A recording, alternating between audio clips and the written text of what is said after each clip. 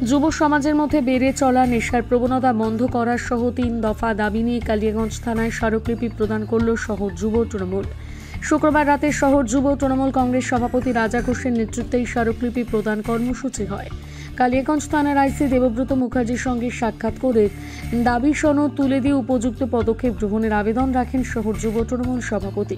পুলিশের কাছে যুব তৃণমূলের দাবি, কালিয়াগঞ্জ শহরে যুব সমাজের মধ্যে নেশার প্রবণতা বেড়ে চলেছে।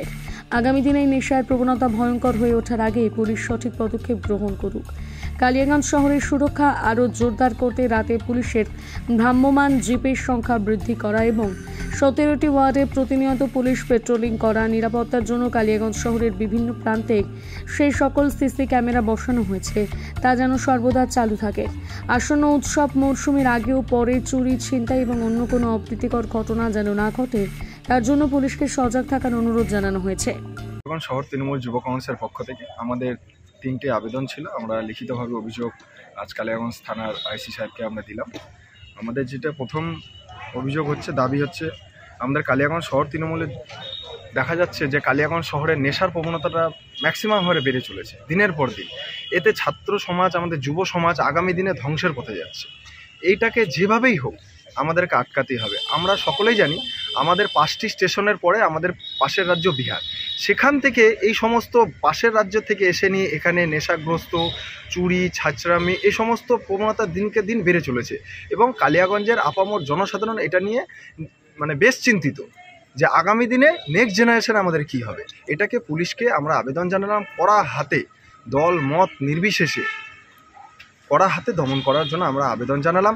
আমাদের দ্বিতীয়তম দাবি হচ্ছে কালিয়াগঞ্জ শহরের যে নিরাপত্তা রয়েছে, যেমন আমরা দেখি যে পেট্রোলিং ভ্যান, আমরা দাবি জানালাম যে পেট্রোলিং ভ্যানের সংখ্যা এবং পুলিশের সংখ্যা 17টি ওয়ার্ডে, কালিয়াগঞ্জের শহরে 17টি ওয়ার্ড রয়েছে, 17টি ওয়ার্ডেই পেট্রোলিংয়ের সংখ্যাটা রাত্রে আরও বেশি করে জোরদার করতে হবে এবং কালিয়াগঞ্জ শহরবাসীর নিরাপত্তাকে সুনিশ্চিত করতে হবে।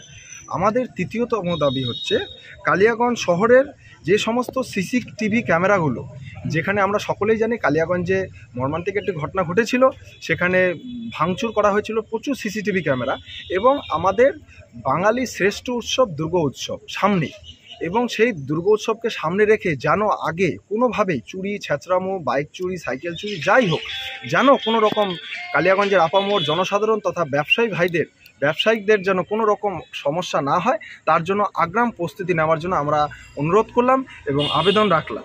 এবং কালিয়াগঞ্জের ফুড পেট্রোলিং যাকে বলছে, পুলিশি পেট্রোলিং, সুকান্ত মোড় থেকে নিয়ে বিবেকানন্দ মোড় এবং টোটাল মহেন্দ্রগঞ্জ বাজারে যেন পুলিশি পেট্রোলিং দিনের বেলা, সন্ধ্যাবেলার থেকে নিয়ে শুরু হয়, এটার জন্য আমরা আবেদন রাখলাম আইসি সাহেবের কাছে। আমরা খুব আশা করছি এর সমাধান খুব দ্রুত আমাদের আইসি সাহেব আমাদের এই সমাধানটা করবে।